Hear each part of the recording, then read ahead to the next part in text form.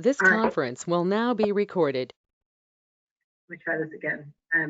We wanted to bring everybody together to have a conversation about what was going on with reopening in light of the governor's announcement yesterday, some of the other questions and concerns we had. My husband's outside weed eating, which is probably the background noise you can hear right now. And I'm not working, and I'm not going to yell at him for working, right? Anyway, from the county's perspective, we have decided that we're going to go ahead and send in the reopening application. We have a meeting at noon today to discuss that application. And I know a lot of people have questions, but I wanted to go ahead and turn it over to our legislators first so they could give us an update on what is going on from the state perspective. I think I'll refer to our senior senator. Arnie, go ahead. I'll get started. I'm also on the governor's economic advisory team. We meet every Friday morning at 9 o'clock. Just had our latest meeting and went through the whole PowerPoint presentation of the governors with all of the associated business groups and our regional solutions teams and all those people and CDs, all of the different groups talking about how this reopening is going to work. There's still going to be a lot of information coming out over the next week. Child care comes out on Tuesday. There's going to be some new recommendations along with that from the governor's perspective, and I think at least one more governor edict to take away some of the stuff she had before. They're really still having conversations on what it means for travel. In phase one, that 50-mile radius thing is gone. With the opening up of some of the recreational things, including all ski resorts, people have to travel to get to those places. They are still saying they'd rather people stay in their own localities and not bring the virus from one place that has a lot going on to another place that has nothing going on. So they are trying to push hard on keeping people close to home. They've never closed down hotels and those other things in the state. The counties had done some of that, and I know that our counties on the South Coast have kind of opened that up. That has not happened in the North Coast, where they had the big influx of people over the last spring break situation. They did postpone halibut season for 1 week, so we wouldn't have it this weekend. South Coast people were ready, North Coast were not, so that's part of the reason for that. There was lots of questions about what's going on with the 10 o'clock closing time, and that really was because they put bars and restaurants together. They didn't want people drinking late and making bad choices after having spent a day drinking at a bar. So they lumped them all together. It's something we need to talk about more. There are a lot of questions still about how do we make sure that we protect the workers that are coming back. We got an update that UI is pretty much caught up except for the difficult cases, and they still got now 600 employees working to try to fix up all the rest of them. The new program for those gig workers and the individual people that the government put in place is now starting to move a little bit more smoothly. I think they're getting their emails answered a little better than they have been in the past. A lot of people, when they heard the federal government was opening up UI, sent in applications on the wrong application form because they were independent contractors or others, and they're getting that straightened out now. What else could I tell you? The guidelines, I think, are clear but not specific enough for a lot of people, and we need to get a little bit more clarity around most of them. I think the expectation is that most of the rural counties will qualify for step one. There's some conversations about how do we understand what these health regions are, because we get lumped with Lane and other places get lumped with Multnomah County up in the North Coast, and how is that going to affect them? And really there's only a couple things that being in a health district means. One is that are you doing enough testing on a daily basis, and is your test rate fairly low? And most of the metropolitan areas, that's where the testing is happening a lot, so they may actually help a health region like those of us that have less testing available, and we haven't had very many cases. And so I think that we'll have to watch and see how that works out, but they really are wanting to do this by counties, and they want to make sure that counties are being careful in their opening it up. Conversations around 25 people in a group came up a lot, especially around what does that mean for churches and what does that mean for some of these other institutions that haven't been going. So those questions are still need to be clarified. Many of these things were never closed down, and that was a conversation that came up. As long as you could do social distancing and as long as you did other kinds of prudent practices, they didn't really close as much down in our state as they did in other states. So construction continued to go and a lot of things kept happening.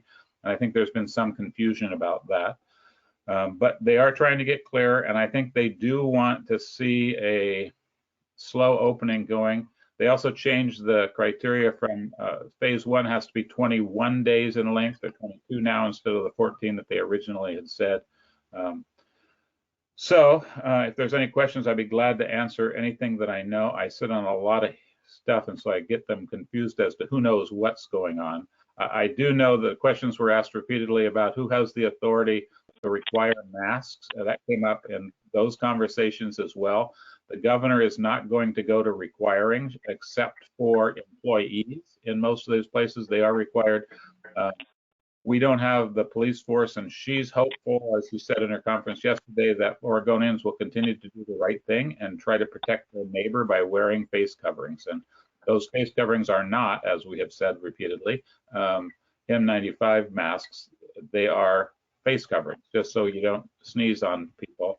And I think those are pretty readily available these days on Amazon and every place else. So they're hopeful that the PPE is in quantities enough for our local hospitals and dentists to be back to full operating. That's on May 1, and I hope most of ours have gotten those equipment. They are going to continue to buy stockpiles at the state level and try to help continue to get them out to counties so that you can get them to the hospitals and others and make sure that you have the PPE you need to keep moving. So that's pretty much my update so far. Any questions? I'd be glad to take them. This is Bob Arney. Yeah. Yes, Bob. I had a question. Apparently, the governor specifically is not going to open bowling alleys, and I'm wondering why.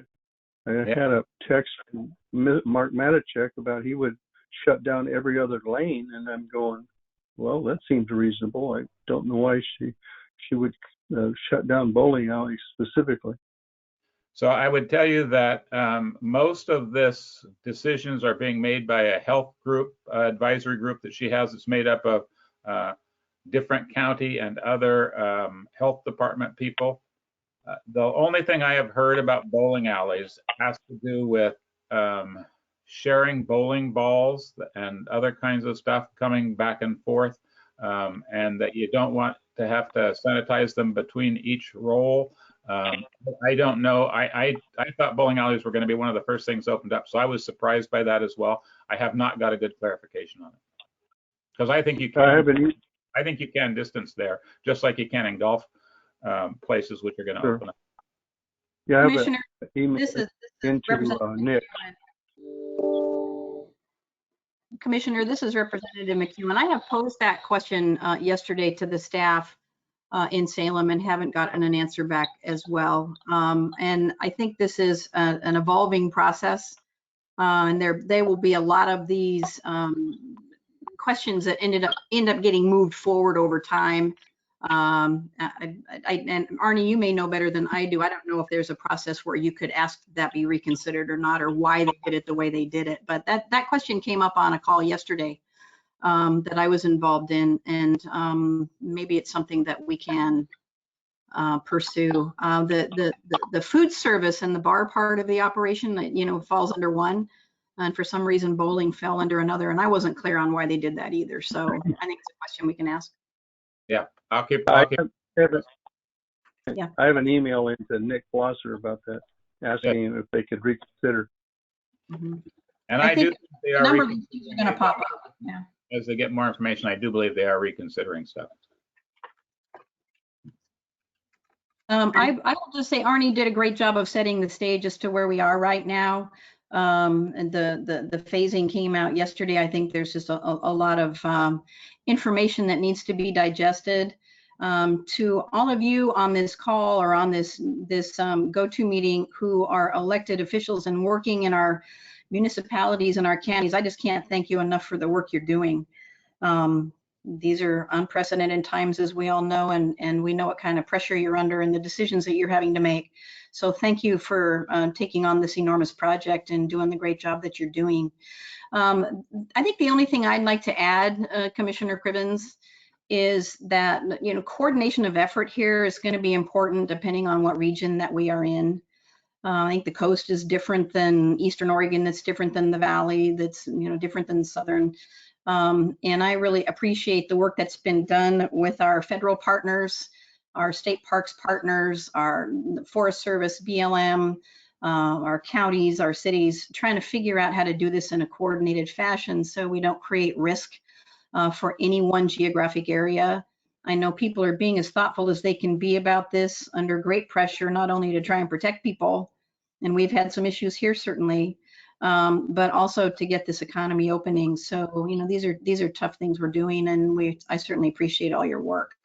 And Senator Roblin and I are on a lot of calls every day. Arnie is on committees that are very significant, and so he's hearing a lot more detail than some of us are that are not on the governor's committees. So he has information that we are all hasn't filtered out yet. So questions for him before he gets off are important, but there's a lot going on, and I'm happy to answer any questions that you would have for me. I've been working particularly on the medical side of things. That's kind of been the area that I've been spending time on, making sure that we have the equipment that we need in this region to begin to open and to deal with the issue that's come up at Shutter Creek. So that's kind of where my time has been spent primarily, but I'm also happy to answer any questions anybody has about what we're trying to work on. So thank you for your work, everybody. I'm sorry, I've got a dog barking in the back.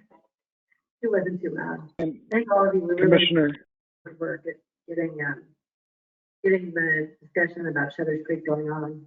Representative Brock Smith. yes, and I don't have a lot to add either. I really appreciate you setting up this call. We've had other calls, and you know, the Coastal Caucus has been having conversations with the coastal counties, as you know, as you all joined. Caddy's right. The coast is very unique, and it's much different than the Valley. And I can't thank you all enough for all the work that you're doing. I don't have much to add. I know that there's a lot of angst, and people are on both sides of the issue on how we open and how we coordinate those efforts. And I know the counties are talking and with the state and federal partners. I will just add that, you know, I appreciate Arnie hopping on my call earlier about the meat processing possibilities that we can move forward. My staff has just been inundated with UI claims, and there's a lot of frustration on the fact that the Portland teachers are thinking about furloughing so that they can double dip, and then inundate that agency even more, as well as the frustration of, and I brought it up on the call on our ledge state call yesterday. Greg Barretto brought it up the day before. I'm kind of interested in where the counties are on the Federal CARES Act resources that have come to the state. I think that it's important that the governor, in my opinion, as a former commissioner, release those resources to the counties. I don't know at what the method would be as far as if it's per capita or what have you, but I think that the commissioner, when it was brought up first on our ledge call, the concern from the governor's office was that they need to be used for COVID-related expenses. Yesterday, I brought up that those COVID-related, that the county commissioners are fully capable of understanding what those COVID-related expenses are if they had the information from the state and the feds, of course, to use as guidelines. And so I'm interested in hearing from the commissioners on what they think and how they're moving forward, what your conversations are with your Association of Oregon Counties and other commissioners across the state in getting those resources to help you in a number of ways, if it's contact tracing and so on and so forth. So I'll leave it at that and listen to you all. Absolutely. Thanks. Commissioner Maine, you've been talking about this topic. Do you want to give your 2 cents on the CARES Act funding?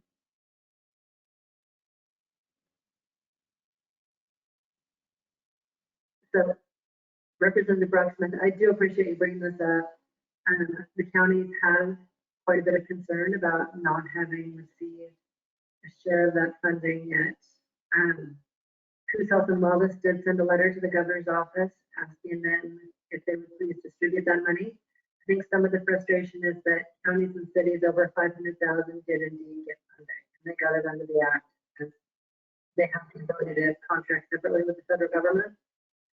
But counties and cities under 500,000, of which there are a great many in Oregon, did not receive any funding. And, frankly, the expenses are mounting. And we've had discussions in Coos County about potentially quarantining facilities if we were to have a problem in the homeless community with COVID-19. And those numbers that we project for what it would cost in order to house a substantial number of people without homes, if we had to quarantine them, it works out to about $500,000 a month. And we don't know where we would come up with that money. I think there are probably ways that we could trim that down, but frankly, being from Curry County, there's many times in our budget, we're looking at where we could save $800 or $1,000, let alone $500,000. Is a ridiculous amount of money for us, but we just simply don't have. So we appreciate you bringing up the question. Anybody else? Well, and I appreciate those numbers. I mean, I don't know, and Arnie and Caddy, I don't know how to move forward in continuing to press the governor's office to have faith in our elected county commissioners for the resources that are there to assist you all.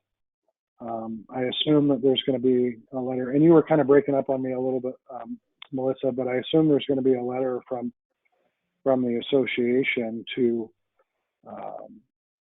assist in getting those resources to the counties. I did bring up yesterday that some counties have those resources to even put those numbers together where others don't. But I know that they can spitball some numbers like you have mentioned in trying to move forward and getting those funds, and we're happy. I'm happy, and I know we're all happy to help advocate for those resources for you. Thank you. We will keep having that push, and I know that I have had conversations with people. I haven't got satisfactory answers as to why they aren't doing it to this point, but we will continue to ask that question and continue to push on it. So, yeah. And I will as well, that there are a group of small group of rural legislators, primarily from over east, that I have joined, that are also pushing on this issue. It's really important. It's a huge topic of conversation, and we're pushing as hard as we can. We need y'all behind us pushing as well.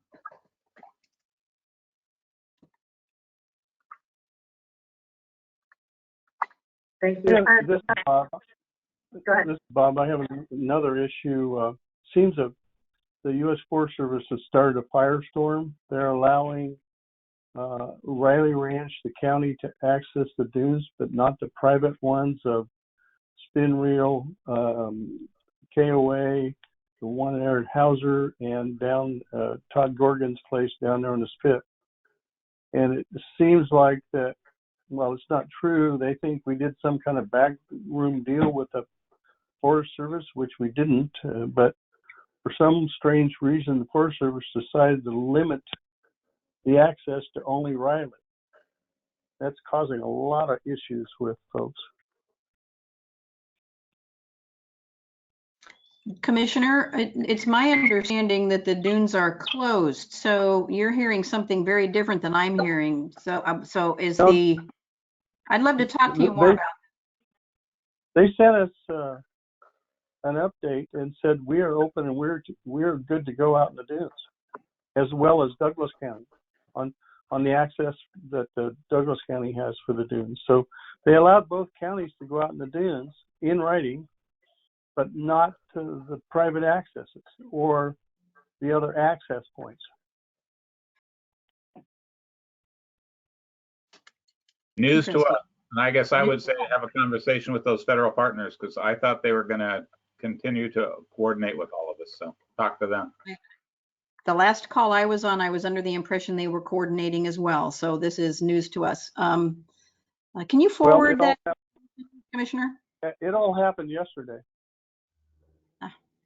If you would forward that information, it would be helpful. Yeah, it was about noon, and we got an email that said, no, we're going to keep it closed. About 45 minutes later, it said, no, we're going to open it for the county, the two counties. And I'm scratching my head going, uh-oh, the privates are going to really be upset. Well, That's what happened. I would not call that efficient coordination, but anyway, thank you. Forward it, please. I will.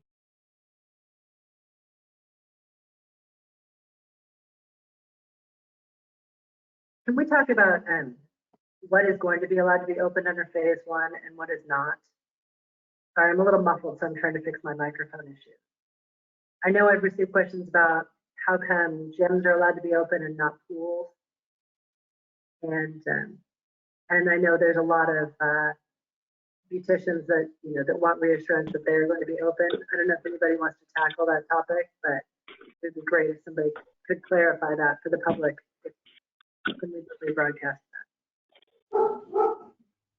All I can say is the gym one was not going to open, and then they got together with a whole lot of the individual people who have gyms around the state for physical exercise, and they came up with a plan on how they would keep distancing appropriate and all the other kinds of things, and they worked it out.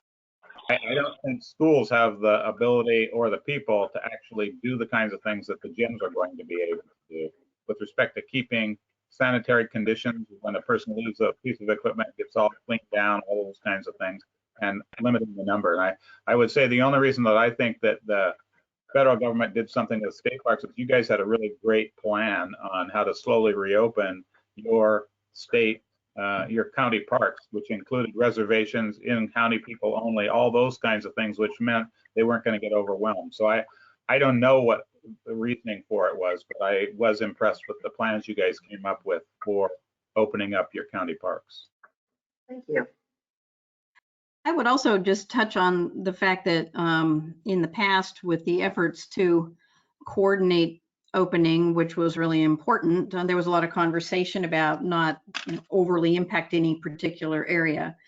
I understood in phase 1 too that the governor still has a recommendation that people still stick close to home. I think there's not a definitive 50-mile radius, but the idea is in phase 1 that we don't want people traveling. We want people to stay in their neighborhoods and not exacerbate the transmission of the virus in phase 1. I just want to continue to raise that for people, that the more people move around, the harder time we're going to have moving from phase 1 to phase 2 effectively. If people don't try and protect their neighbor and be nice to their neighbor, and we end up with a spike. So I just think that's an important topic we need to keep out in the forefront, that, yeah, people want to get out and recreate, but sticking a little close to home for the first 3 weeks maybe isn't a bad idea. Would there be any benefit as we get a little closer to opening? I know a lot of business owners are still a little confused. I mean, the information's coming from every which way. And I like what Alex is putting out with the SCDC, the partnership in Douglas County. Would there be benefit in us working together to kind of co-brand a document that was just kind of, for maybe somebody that wasn't on all these email blasts that we ran in the media, the paper, or something else, but that was kind of a simplified common message? Because we're fielding a fair amount of questions, and I think it might be too early to put something out if it's changing. But if that's something that Sean, your group wanted to do, and we could just help amplify, or if it's something we could all go in together and contribute to putting it in the paper, or paying to put it out, or distributing it however we could get it to the most people. But I think I must have got 20 different versions of the same email yesterday talking about the webinars and the different pieces. But I think if we could cook that down to kind of a single channel of communication, it might help for the businesses that are less engaged. It's a really good idea. That came up in our economic call this morning with all those different people. And Leah Horner was kind of instructed to try to figure out, is there a place where there can be one place that we can go look at to find out what we're really supposed to be doing? So you might touch base with her about governor's office. Okay, I saw the Banded Chamber had thrown something together yesterday. I saw Julie Miller's update that had something, but I just thinking if all of us could kind of act as one, and I'm fine with tucking in between Alex and Sean and what they're doing. I just, just try to simplify. Okay, Roger, did you have a comment? I did. I think counties and cities are always advocating for local control, and I realize the difficulty the state has in trying to come up with a one-size-fits-all plan. And what I would like to advocate is that maybe you allow the state allow the county health department to give permission for things that are not on the list, such as in the case of the bowling alley, if Mark Matichek has a plan on how he could achieve social distancing and cleanliness, that it'd be evaluated by the health department, just as I would for the North Bend pool or the Mingus pool. Maybe they don't have open swims, but they allow lap swims in every other lane. But that's just one thought.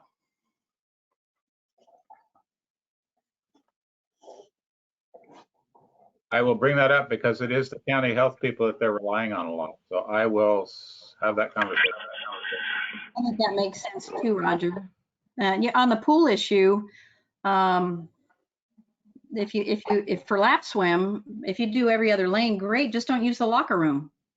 Come in your suit, get in the pool, get out and go home. I mean, there's ways you can do this that will work. Same with bowling. The question, I think, at the state level is there's so many individual circumstances that it's hard to get in the weeds in on every little individual circumstance. They have to put out a framework. And so it's not always going to match up quite right. And adjustments I think will need to be made at some point, but I think your idea has merit, that gives somebody the authority to make those individual choices should they choose to want to take that responsibility on, because it will be a significant responsibility.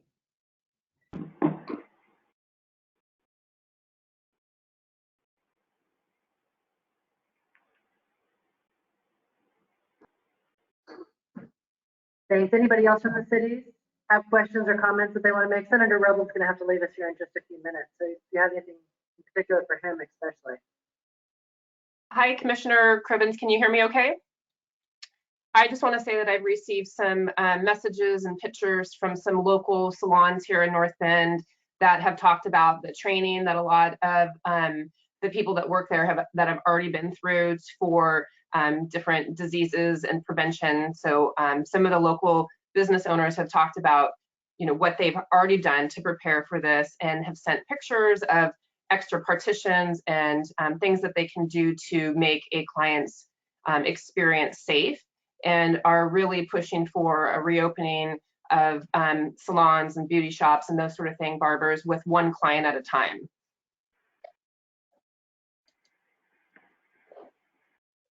I know personal services is one of the issues that they haven't got all the stuff done yet, but I have heard that the other one is making sure that they have reservations instead of others, so they can contact, trace, and get that information to the county if there's ever a problem that breaks out. But I actually think they are trying to figure out how to get there.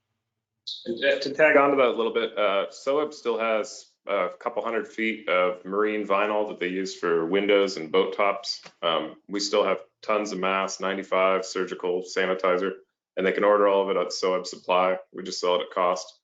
So if it is something they need to create a partition, that flexible marine vinyl, it'll work. We're just sitting on it.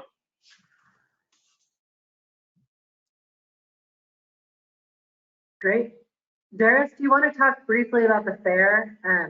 I think that with the announcement from the governor's office yesterday, it put us in a position of thinking about what the fair board was going to do with the fair. And I know that question is starting to come up, and I'm seeing people ask it. Absolutely. Thank you very much. So the OFA, the Oregon Fair Association, is working with a representative from the governor's office. We had a little bit advance notice of the phased approach, like maybe an hour or two prior to the official announcement. That said, there are a lot of questions that we hope to get answered soon. The fair is a very big part of life here in Coos County. There are a lot of people that were planning and moving forward in hopes that things would be reopened in time for the fair. Always in the back of our mind was what would Plan B be if reopening doesn't happen in time. We had a fair board meeting, or have a fair board meeting scheduled for Monday. Ooh, I'm feeding back. There we go. And so we're going to meet. Of course, we're getting a lot of questions, and we're having to tell people, let's digest the information. We'd like to see something happen. Probably our biggest problem, Senator Roblin, you talked about emergency funding earlier. We are completely self-funded. We get $53,000 from the Oregon State Lottery, and then the rest comes from money that we raise and sales. And we're not raising any money, and we're not selling anything this year. So this is going financially for us and most of the medium to smaller fairs in Oregon. This is going to be a very difficult time for us. We do need to think about going forward. There are a lot of kids that purchased animals for the auctions and for projects, and I've seen some great Facebook memes about, you can buy a pig from a 4-H kid, or you can buy a cow from a 4-H kid. So going back to that meat processing comment earlier, part of it might be buy local and use a local company to butcher it. But we're going to have to start answering some questions. There was a 4-H representative on the call, the Oregon Fair Association call yesterday. They're looking at doing maybe virtual shows.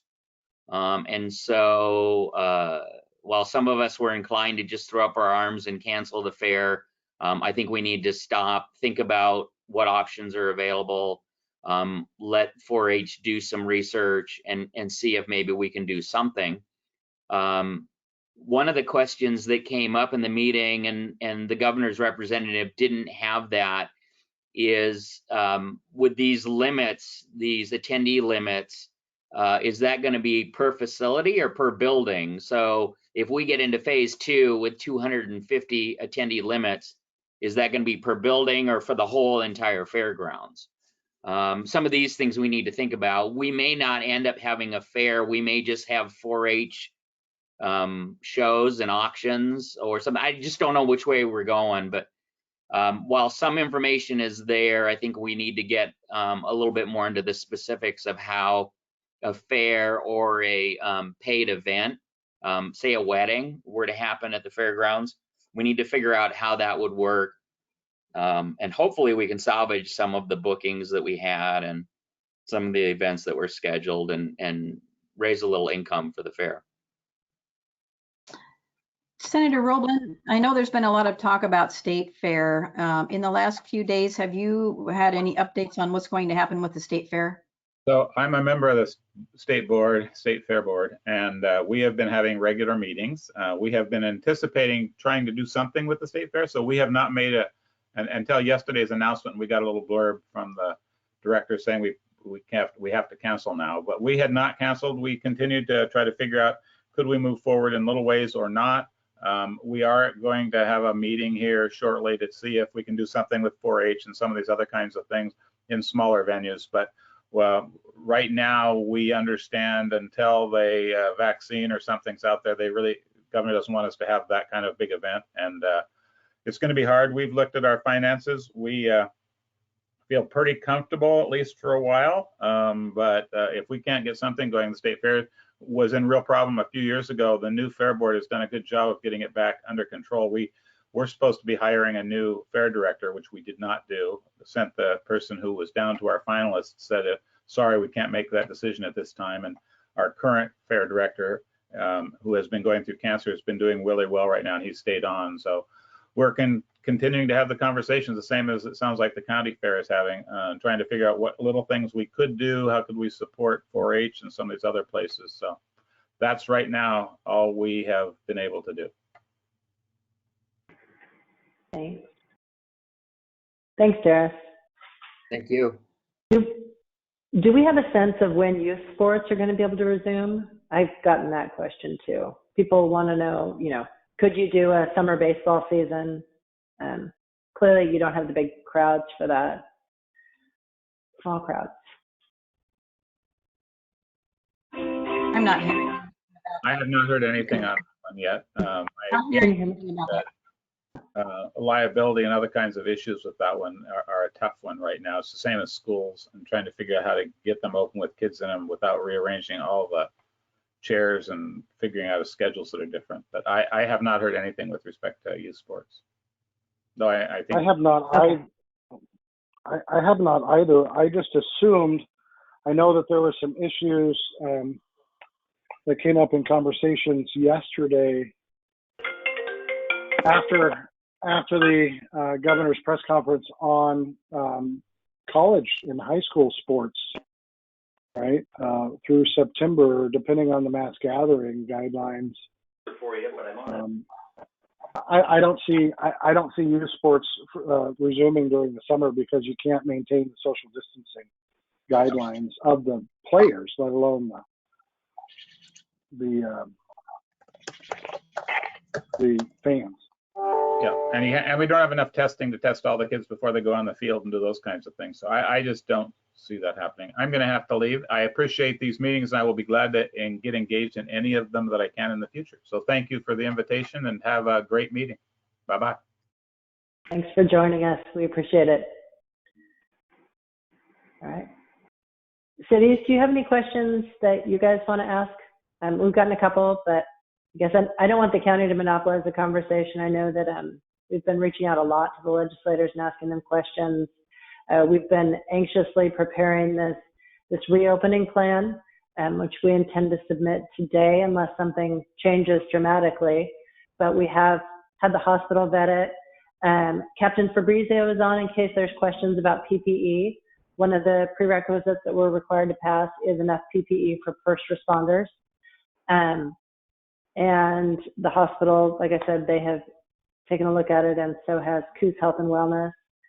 We are asking to reopen on the 15th. We believe that we meet all the prerequisites. There was a clarification yesterday about it's not necessarily about the number of COVID-19 cases in the county, it's about the number of hospitalized cases, which made it even clearer that we meet that threshold. So that's where we're at. As I mentioned, we're getting a lot of calls from constituents asking if their business is included. That's another reason why I asked Teresa from CCD and Sean Gibbs and Sean Stevens to all join us. I don't know if you're getting questions from your businesses about what they need or where they can get help. Unfortunately, even with all of the assistance that's been put out by the state and federal government, I think there's still businesses that are falling through the cracks. And I'm sure you're hearing from them.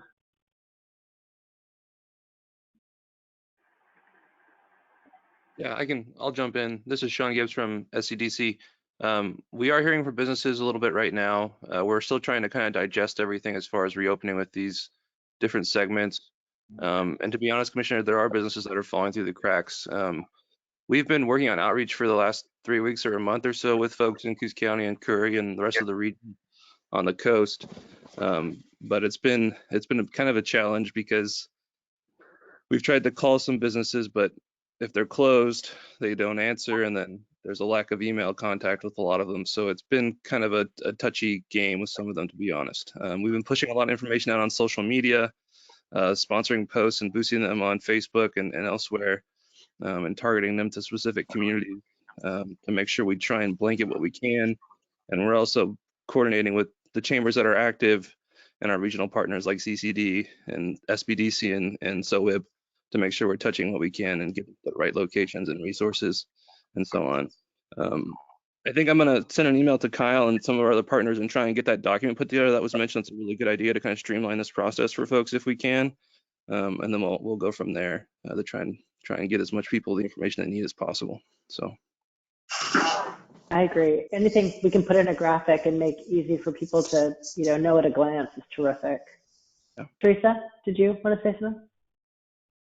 Yeah, I mean, like Sean says, we're definitely been very active with the small businesses in our region. Of course, we cover Coos Curry and Douglas County, plus the state of Oregon for some of our programs. So we did create a COVID-19 immediate, revolving loan fund, took some of our existing revolving loan, kind of geared it more to a streamlined, immediate need to kind of give people access to immediate capital so they could work through the SBA CARES Act programs. A lot of them have done that. Some have been successful. There are still some monies available. So even if they come to us and we help them, we still really encourage them to apply to those programs. A lot of businesses that we are now following up with have been successful. I can give a couple examples. A business in Douglas County, a restaurant industry type business, quite a few employees, not only received the Paycheck Protection Program, but also received an EIDL loan for his business for up to $500,000. Another one, same thing, got both programs and received another offer for a loan to his business for $438,000. So if businesses can go through that process and take advantage of some of the things, they'll set themselves up to potentially weather the recovery. We do have a lot of businesses that will not qualify in that arena. I'm already seeing some credit crunch, and what I mean by that is where a business that's healthy typically would get a loan from a bank. Those bankers are referring them to CCP because they're not able to make that loan. So we are stepping in and helping there. I see that going to be very active in the recovery. Our initial response was more kind of helping them through the process, and some of course, some of them were applying to our programs, but our programs are really picking up now, and I figured that would be the case because we're really an organization that fits more into the recovery phase than the initial shock part. So we're in the process of trying to look for additional capital because because we're not a bank, our money is what it is. So unless we are aggressively looking for additional capital to bring into our region to meet those needs, we could potentially run out. So EDA has opened up their CARES Act funding as of yesterday. So we will be applying to recapitalize our EDA fund. We will also be applying for some additional technical assistance funding to help our businesses in our region, as well as our partners in our counties and cities. There are other programs tied to that, so we'll be reaching out to our partners and our cities and our counties to see if there's any projects that could potentially be funded through that source.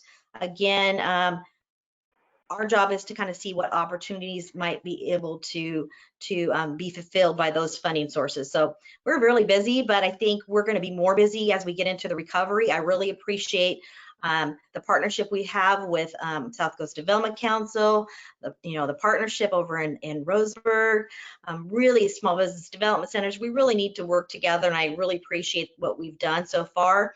But I do feel like our small, especially our small businesses that are not quite, maybe they were healthy enough, but they're kind of now with this event kind of been pushed into that lower category where they're just not going to be able to access capital they might need in this recovery. Thanks, Teresa. Questions for Teresa? John Stevens, did you have anything you wanted to talk about what Business Oregon is doing? So as far as the work that we're doing, like Teresa said as well, I cover Coos Curry in Douglas County. I've been doing outreach to businesses as well, kind of check-ins. I think so far a lot of the larger businesses seem to be doing okay, have a backlog of work that they're working through. I don't touch so much the small businesses and the restaurants and the non-traded sector as much as some of the regional partners do. I did reach out to a lot of the breweries after the article in the Coos World about Seven Devils having to dump their inventory and just check on them. It's really a capital issue for a lot of them, and trying to get just working capital. And like Teresa said, a lot of them have gotten the federal funds. I think we had a meeting the other day, and somebody used the analogy of you can bring a horse to water, and I think I've seen that a lot in that we're sending out information about CCD's loan fund and others resources, but there's not a whole lot of I haven't seen a whole lot of follow-up kind of on the backside. I think the other piece I would bring up is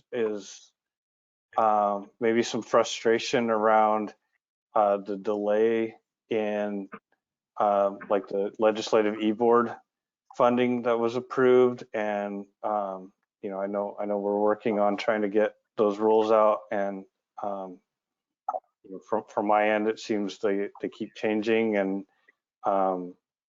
people are just kind of waiting for those funds and other things to come from the state out. So I think for us there was a big surge at the beginning, and everybody kind of panicked, and then it's kind of waned a little bit now. And like Teresa said, now we're kind of in the recovery, and I think people are starting to get a realistic picture of really what their needs are and what they need, and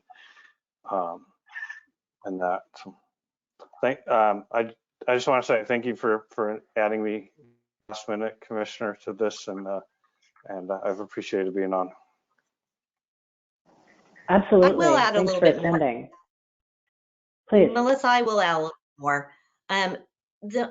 Some of the issues that we've dealt with, businesses have never had truly the opportunity to receive grants. And so when you have a situation like this and a business says, well, if I could get grant money versus taking on additional debt, that's the way I'm going to go. And especially not knowing when we weren't, especially 3 weeks ago, we didn't know how long this was going to be, go on. And I'm hearing that more so now. I think I'm excited about the phase 1, because I think what's happening is businesses, well, yes, I could get 3 months of operating, but if I really am not going to be able to open for 6 or 9, it's the unknown. It's the unknown. And then we also have dealt with a lot of businesses just weren't ready business-wise. What I mean by that is we only required to look at their 2019 financials or their CPA prepared or in-house financials. A lot of businesses we came across that needed help didn't have that even done. In other words, even though it's April, they did not, one business in Coos County had not inputted any of their data for 2019 at all. So it's taking them time to just do that, to be able to even go to a source like CCD. And again, that's pretty streamlined. We're only asking for the application, which is basically 2-page. We want to see their 2019 financials to see if they were in good standing before COVID hit. We're going to run a credit, and we're going to take a personal guarantee, and that's it. And but we actually had some businesses that just needed a couple weeks or more. We still have some that are still pending because they don't even have their 2019 financials done. That's some of the issues we're dealing with. So, part of that recovery and is, again, the resiliency of our small businesses is really to encourage them that we've got to be more prepared for an event like this. In other words, they've got to have their books a couple months. If somebody was even up to the last quarter, we would be fine. But when you haven't done anything for 2019, that's really hard for us to step in and help. Even for those government programs, so they're going to want to see that kind of stuff. And a lot of them just weren't ready. Absolutely. Kyle, do you want to talk a little bit about what SOWIB is doing to help during this? Sure. I know you have a ton of PPE supplies for anybody who needs PPE. I do. So we do have a ton of PPE. We received, when I mean PPE, we have surgical masks. I got 100,000 more in transit right now. KN95s, there's probably 12,000 of the ones that just passed everybody's fit tests. And then we have quite a few of a couple other variations that, Yeah, the hospitals didn't like the field. I think they're still great for especially the trades, anybody that was forced to kind of give the materials. I sit on the Oregon Center for Nursing's board. I had a call with them this morning. They said another one of these, he just keeps kind of having these cascading issues. But the one this morning was nursing programs had given all their PPE to the hospital when they had stopped. Now that the nursing programs around the state are resuming, they don't have access to PPE. So we're going to try to sort that out. And that we saw the same in, the electrical contractors, anybody working with concrete or countertops. We're trying to get the gear out there. Sanitizers catching up. It seems like we're still purchasing 50 gallons a week or so from Rick's Stillwagon. And we just brought over 9,000 bottles of wine from a donation from a Douglas winery that's getting switched to hand sanitizer here in the next week or so, which was it came from Freed Estates. It's a 2013 cab salve. I think it's going to make an excellent hand sanitizer. And it looked like Coos Health and Wellness had quite a bit. I went over and met with Philip yesterday to kind of talk about how we can sort that out. Another thing with dentists and optometrists. So it sounds like they weren't able to access the materials that are flowing through the state supply chain through county health. Their materials were given to their own associations. And I think this was something that no one saw coming. So if anybody receives some feedback from the dental clinics or these groups that are being told, yes, it's out there, but your association somewhere already got theirs, we can kind of be the catch-all for that. I think we're positioned to be right now. So we've been doing fit testing for dentists. Anything we can do to kind of help people get back to work. I had a few calls this morning talking to some different agencies about what they're looking at for that contact tracing and what the OHA plan, what the secret plan looks like. It sounds like, we need our number to open and we'll be able to hit that. And then it looks like the bulk of that is kind of figuring for some kind of September surge that wasn't on my radar a couple days ago. So we've talked to the local nursing programs to see, it looks like we can also create a clinical experience for nursing students in public health and use nursing students to do contact tracing. So that's been pretty good today. But yeah, as far as SOAP as an organization, we are starting to see dollars that can be used for dislocated workers. We still have funding. It's tough to find people that really want to go to training or to work. So we're looking, UCC is going to open up their face-to-face offerings. We're working with SWAC to see on the CTE programs if they can at least start with social distancing and safety plans in place, getting people back in training. And then we're really starting to pull people together to look at what that looks like for the late September through early November. I think this is when you're going to see people that were getting $600 a week really start to focus on what they want to do next with their lives. And I think we're going to gear up for that. So I'd like to pull as many people into that discussion. We're trying to use the numbers that we're seeing from active claims and then kind of use that to calculate what that could look like. So we know that both the community colleges are looking at reduction of staff. I think you're going to see the numbers pick up winter term. I think there's always, during a recession, there's always people that go back to school. So we just need to have those offerings ready. So Commissioner, I would like to add on, if I could, as far as PPE and Business Oregon's efforts. So early on, we worked with OEM. They had a survey, and we were gathering Oregon manufacturers who could pivot and create and manufacture PPE. At first, it was mostly face masks, both surgical and 95s, and just cloth masks. And then we expanded to gowns, face shields, and other materials. That survey vetted about over 1,000 companies, and we've been culling through that and vetting it. And I think the initial effort was to help find a manufacturer that the state could buy quantity from. I think it showed that we really didn't have enough quantity for the state to have to make large purchases. I think they have some company in Central Oregon called Blackstrap that was making face masks for skiers and snowboarders. I think did that.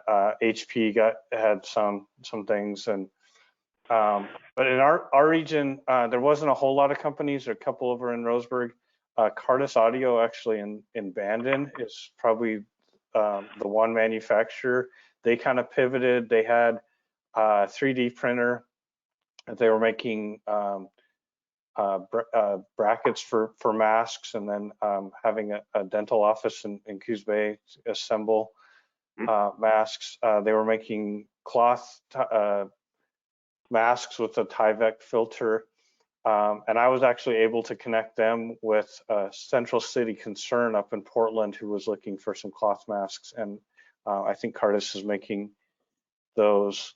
But those 1,000 companies that we vetted, we're putting them and contracting with a company called Supply Connector, which is kind of a matchmaking supply chain website that we've contracted a third party with. And we're going to be putting those companies in, and then other companies as well. And if a nonprofit or a business or a city or a county or kind of at a smaller quantity needs to order PPE, I would first say go to SOWIB in this region. But if you need something beyond that, you can go to this website and it should connect you to find a manufacturer that could fulfill those needs. The site is not currently launched. I was told it was supposed to launch this week. Since we're at noon on Friday, I'm not as optimistic about that. But I would say look, next week or soon for that site to launch. They did say this morning if we were trying to figure out what the probably most needed thing was, it's going to be hard to find. It's still gowns. So I think your mask supply is going to catch up. We've been doing the 3D printed face shields. I mean, you can 3D print a lot, it turns out. We have a bunch of those 3D printed masks that have the interchangeable filter. We could get into a pinch, and I think we're pretty set up. But a gown, like the disposable arms in gown that has the splash resistance that you just normally use and throw away, those it's going to take forever for that supply chain to catch up. And if we do end up in some kind of surge ever, that's going to be something that we're going to go through a lot. I know in that Rogue area, that COVID skunk works down in your region, they were talking about a need of 60,000 gowns. And it's fairly labor intensive if you were to try to sew it locally. So it would be something if we could ever source as a group. It doesn't seem to be going away. And then the other one that the guy from Philip from County Public Health was talking about was body bags. I guess there's still an extreme shortage of body bags that has not gone away. And it's just one of those things that it's not. Captain Fabrizio, you might be able to speak to that, but it doesn't seem to be getting any better. Yeah, that's correct. Can you hear me? Yep. That is correct. I actually put in an order to the Op Center OEM asking for some as well, and they said they couldn't fulfill them. So I've been looking on the economy.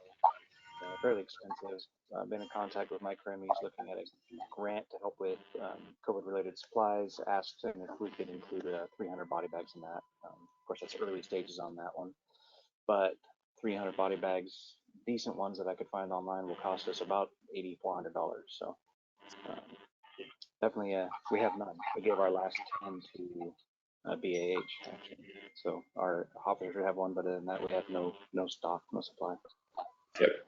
Sorry, it's kind of a morbid item, but it's something that I think if anybody does come across somebody that can manufacture those in the region that are of a, with handles, durable quality, there's a lot of people looking. You just don't see it on the email blasts. Yeah, that's a tough one.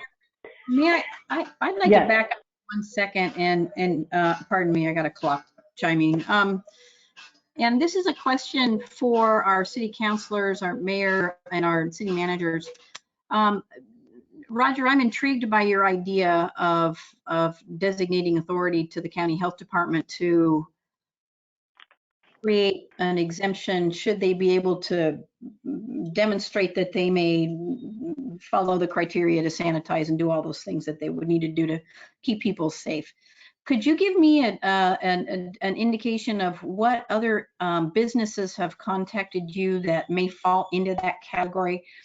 So I know that bowling came up. People have pushed back. I know the governor's staff has heard that from a number of places. I know there'll be some conversation about that. Gyms were not in phase 1. All of a sudden, a bunch of folks came forward. Now gyms are considered. So the landscape is changing. This is evolving.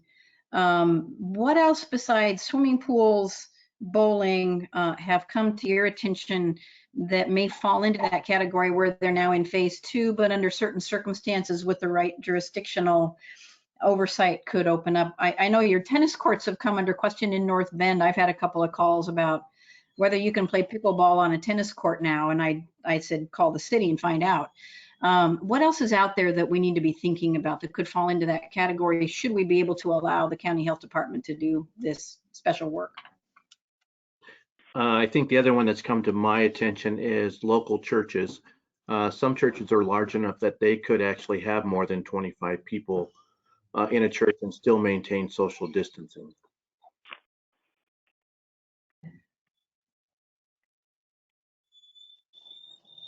Anything else?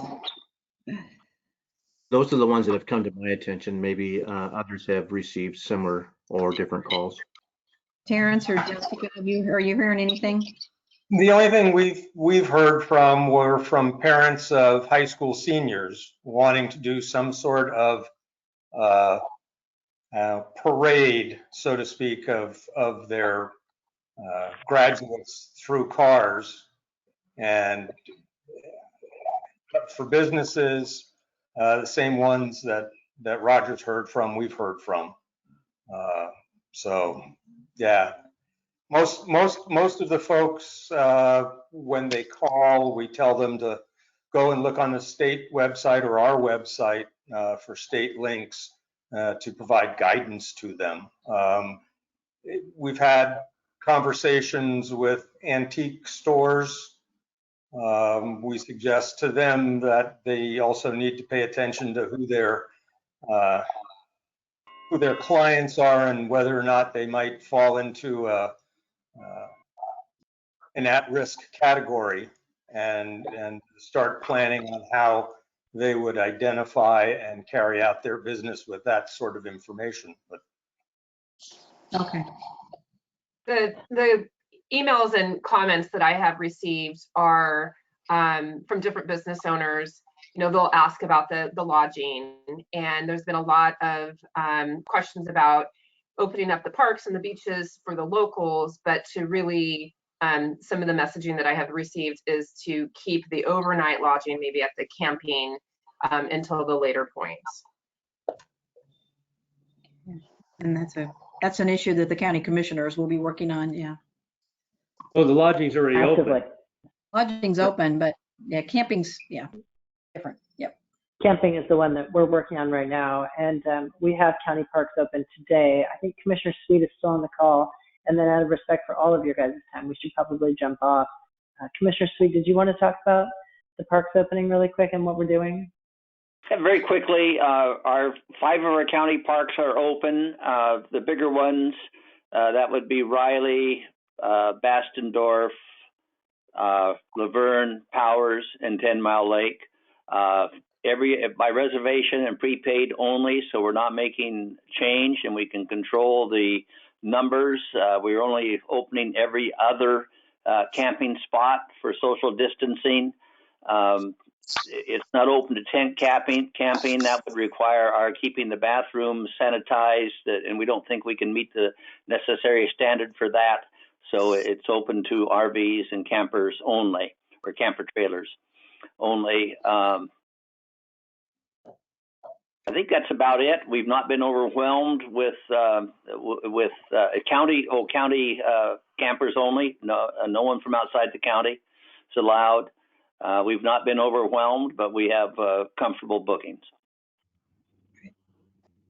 And we have gotten questions about the day use areas being open, all that. Go ahead. And day use, thank you for reminding me of that.